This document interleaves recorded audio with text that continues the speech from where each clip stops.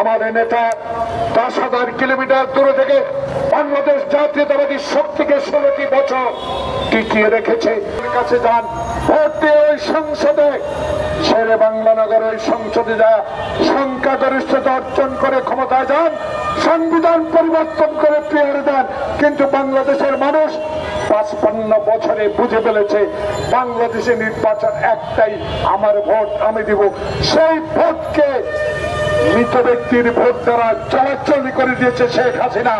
আজকে সেই শেখ হাসিনা দিল্লিতে বসে আবারও বাংলাদেশের গণতন্ত্র যে এনে দিয়েছে মুক্ত খোকনেরা, সেই গণতন্ত্রকে আজকে শেষ করে দেওয়ার জন্য হাসিনার প্রেতাত্মারা এখনো সচিবালয়ে বসে আছে।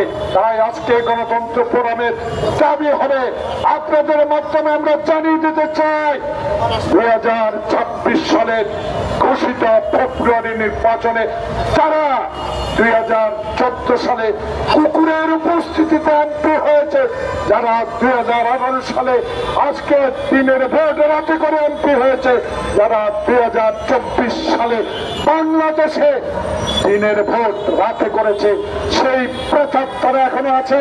প্রধান নির্বাচন কমিশনার, আপনাকে আমরা ভালো করে জানি, একজন সৎ দক্ষ ব্যক্তি, আপনার কাছে অনুরোধ থাকবে গণতন্ত্র ফোরাম যারা 2026 সালে নির্বাচন করবেন, ওই নির্বাচনে যেন একটি আওয়ামী প্রেতাত্মা যারা 14, 18, 24-এর সাথে সম্পৃক্ত ছিল, তারা যেন কখনো এই নির্বাচনে অংশগ্রহণ করতে না পারে, দায়িত্ব পালন না করতে পারে, সেই দিকে সজাগ দৃষ্টি রেখে এইটুকু বলতে চাই।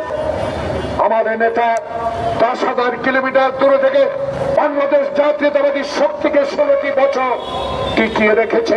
সেই 16 বছরে আমাদের অনেক মায়ের বুক খালি করা হয়েছে, অনেককে আয়না ঘরে নিয়ে মাসের পর মাস অত্যাচার করা হয়েছে, অনেককে আমরা দেখেছি এক জেলা থেকে অন্য জেলা গিয়ে রিক্সা চালিয়ে জীবন ধারণ করতে হয়েছে।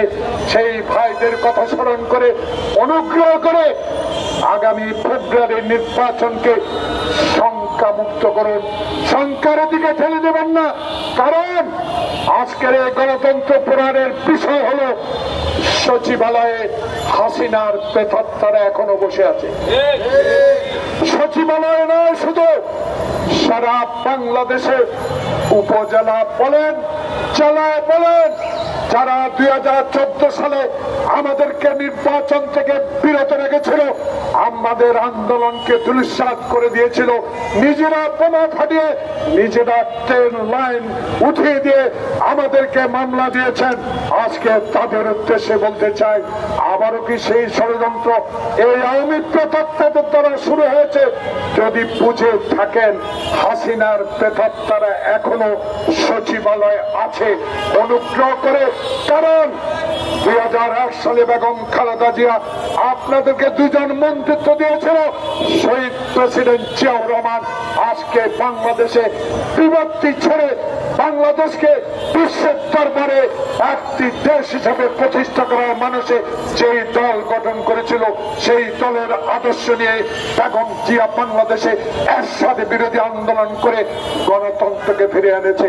মনে করিয়ে দিতে চাই 96 সালে বেঈমানি করেছে কারা, মনে করিয়ে দিতে চাই এই বিশ্বাসঘাতকদেরকে চিহ্নিত করুন।